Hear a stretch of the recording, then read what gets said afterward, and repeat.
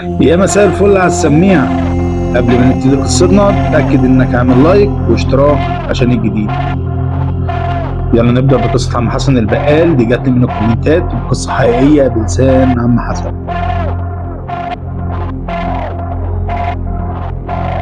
والله العظيم اللي هحكيه ده حصل معايا انا شخصيا وما زودت فيه ولا حرف. انا اسمي حسن، عندي دلوقتي حوالي 40 سنة، فاتح بقالة في بركة السبع في المنوفية. بقالة عادية جدا اللي هي بقال ورا منه تلاجة والجبنة والزبادي والرفوف اللي مليانة سجاير وشيبسي وعلب تونة، يعني شغلانة زي أي شغلانة. بقالي فيها أكتر من 20 سنة، بس من سنة تقريبا الحقيقة في البقالة اتقلبت جحيم. بدأت بحاجات بسيطة، حاجات تخلي الواحد يقول ده أنا شكلي كبرت في السن وخرافت. يعني مثلا ابقى واقف ورا الكاشير واشوف حد بيعدي من ما بين الرفوف رايح ناحيه التلاجة، اقول مين ده؟ انا قفلت الباب خلاص، اروح اشوف مفيش حد. الهدوء التام، اقول يعني يمكن خيال، بس الموضوع زاد عن حده قوي. في يوم كنت برص علب السجاير في الرف بتاعها، عارفين الرفوف الخشب القديمه دي اللي كانت بتعمل صوت زقزقه لما بحط حاجه عليها من كتر ما كانت السوس اكل فيها، لا كانت بتعمل الصوت ده لما بتتشد.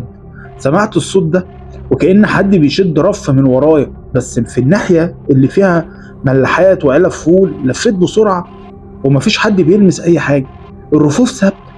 بس بس اللي لفت نظري إن علبة الملح وقعت من على الرف لوحدها، وقعت على الأرض وفتحت، والملح الأبيض اتبدر في كل حتة. استغربت، بس قلت يمكن الرصة ما كانتش مظبوطة والعلبة مالت وقعت. لميت الملح واستغفرت ربنا وقلت الشغل ده هيجيب لي هلاوس ولا ايه. بس بالليل بعد ما قفلت البقالة وروحت، انا كنت ساكن في شقة فوق البقالة بالظبط، عشان الشغل بالليل بعد ما اتعشى واقعد مع مراتي وولادي اسمع صوت جرس البقالة بيرن. عارفين جرس الباب اللي كان بيعمل تيك تيك خفيف ده؟ هو ده.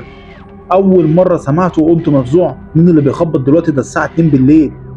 مراتي قالت لي نام يا حسن، ده يمكن تهيؤات من تعب الشغل. قلت لها لا والله انا سمعته بوداني. نزلت جري على البقالة، فتحت النور، كل حاجة كانت زي ما قفلتها، الباب مقفول بالترباس، كل حاجة في مكانها. طلعت تاني وانا بتنفس بصعوبة. تاني ليلة في نفس الرنة الخفيفة لجرس الباب، وتالت ليلة نفس الكلام والرنة أقوى. كل يوم أسمع الرنة وأسمع الصوت. كنت بستنى الساعة 2 بالليل وقلبي بينبض بسرعة.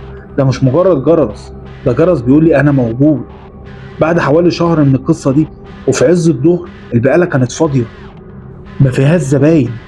كنت قاعد على الكرسي الخشب بتاعي ورا الكاشير وبحاسب إيراد اليوم. فجأة حسيت بحد بيتنفس في وداني، نفس بارد زي ريحة تراب قديم. اتنفضت من مكاني ولفيت حواليا، مفيش حد جنبي. على بعد مترين تلاتة بصيت في المراية الصغيرة اللي معلقة عشان أشوف مين داخل البقالة، ومفيش غير وشي أنا اللي أصفر وخايف اللي ظاهر في المراية. وقفت ورا الكاشير وجسمي كله بيترعش. كنت متأكد إن في حاجة في المكان، حاجة مش طبيعية. في اللحظة دي سمعت صوت همس خفيف جدا جاي من جوه التلاجة. عارفين التلاجة الكبيرة بتاعت المشروبات الساقعة؟ الهمس كان عامل زي حد بيقول اسمي، حسن حسن. رجعت لورا، قلبي هيوقف. قلت بصوت عالي اعوذ بالله من الشيطان الرجيم، اعوذ بالله من الشيطان الرجيم، من هنا.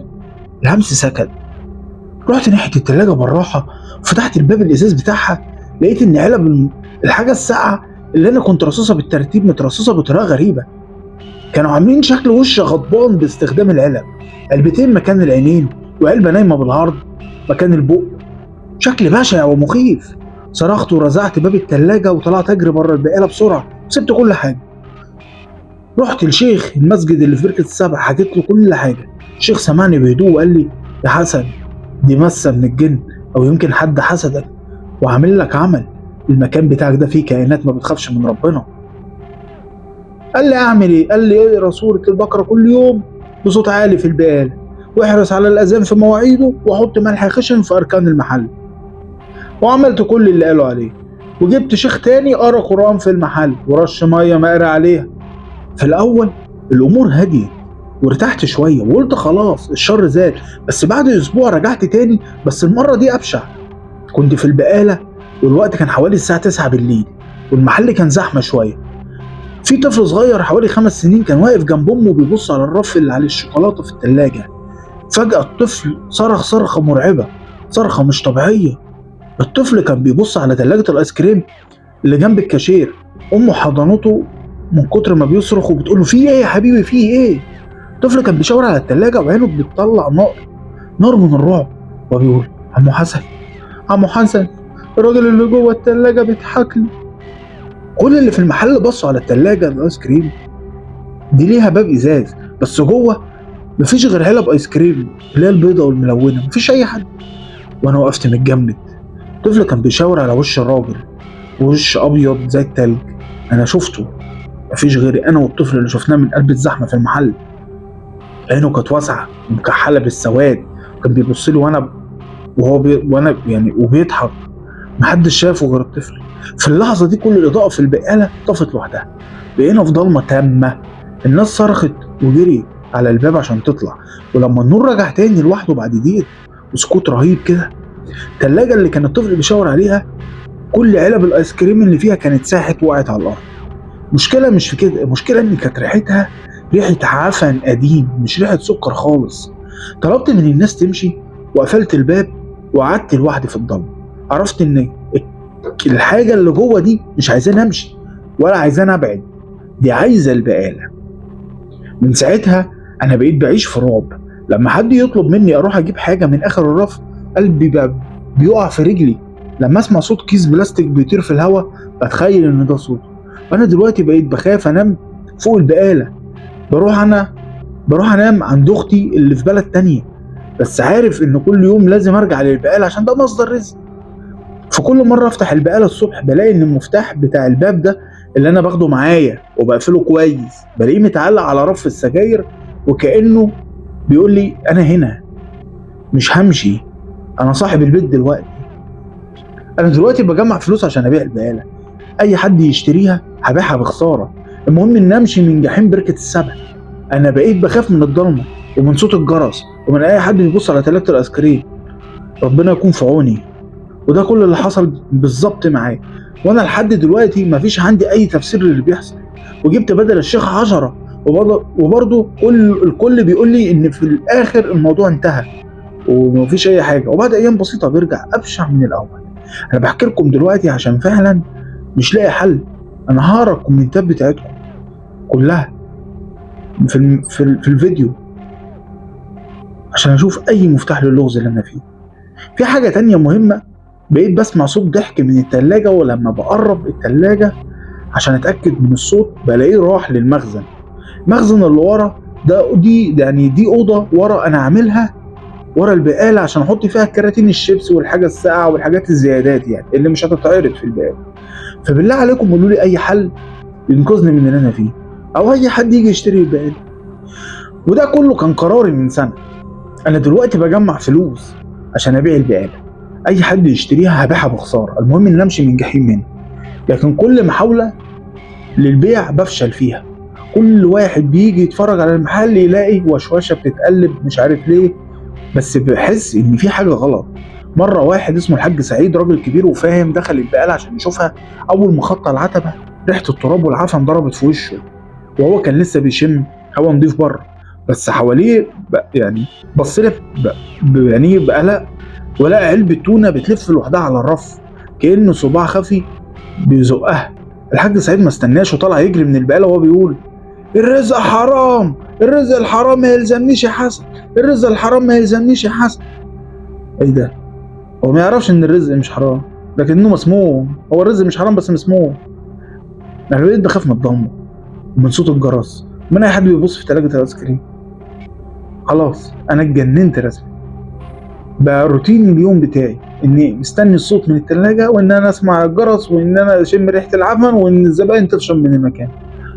بفتح الباب الصبح بدري ودايما بلاقي مفتاح البقالة اللي انا واخده معايا وبقفله كويس، وبلاقيه متعلق على رف السجاير كل يوم في نفس المكان، كأنه بيغيظني، كأنه بيقول لي انا هنا مش همشي، انا صاحب البيت دلوقتي.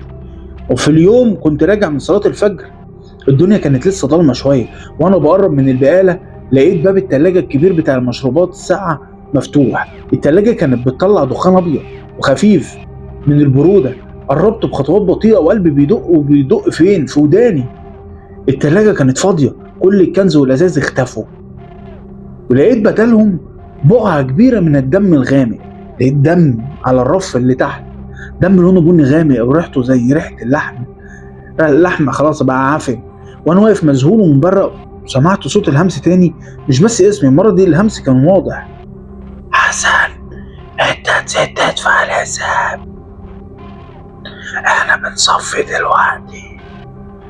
الكلمات دي ما كانتش بتتقال في وداني، الكلمات دي كانت بتترسم في دماغي وبتوجعني. في اللحظة دي عرفت ان الكيان ده مش عايز البقالة، الكيان ده عايز روحي وعايزني ابقى جزء من الجرد بتاعه. عرفت ان كل حاجة بتحصل دي ما كانتش عشوائية، دي كانت خطة عشان يزهقني من المكان ويخليني استسلم. قفلت التلاجة بسرعة ومسحت الدم بالتراب اللي كان على الارض عشان محدش يشوفه. ومن اليوم ده وانا قررت اخد اخر خطوة. انا ما قدرتش ابيع البقالة، فقررت احرقها. ايوه، بالليل بعد ما مراتي وولادي ناموا نزلت ومعايا جاز وكمية خيش، رشيت الجاز في كل ركن في المحل وعلى الرفوف وعلى الكاشير اللي كنت بحاسب بيها وكل حاجة، والمكان وبرش على كل حاجة خدت عمري. وحطيت الولاعة في الخيش وولعت فيه، وفي لحظة النار كانت بتطلع في البقالة بسرعة مخيفة، كأن المحل نفسه كان مستنى اللحظة دي عشان يتحرك أو عشان يموت. وانا بجري وباصص على البقاله وهي بتتحرق شفت الوش الابيض الغضبان بتاع التلاجة مرسوم على ازاز التلاجة، لكن بدل ما يكون مرسوم بالعلب كان مرسوم باللهب. النار كانت بتحرق كل حاجه، تحرق بضاعتي وشغلي وذكرياتي وكمان لعنه الكيان اللي استوطن المكان ده. الناس اتجمعت، المطافي جات، بس البقاله كانت خلاص شويه رماد اسود وريحه دخان وحريق. الكل كان بيقول: يا خساره يا حسن، يا خساره يا حسن، البقاله ولعت، يا خساره البقاله ولعت لوحدها. لكن انا كنت عارف انها ما ولعتش لوحدها، انا اللي ولعتها. دلوقتي انا قاعد في شقه تانية في مكان بعيد عن بركه السبع، وبقيت بشتغل اي شغلانه عشان انسى، بس برضه ما نسيتش. انا بقيت فقير ماديا، بس طلعت باغلى حاجه ممكن اطلع بيها، طلعت بروحي انا واسرتي. بس في اخر حاجه حصلت قبل ما امشي من البلد خالص، رحت لمكان البقاله.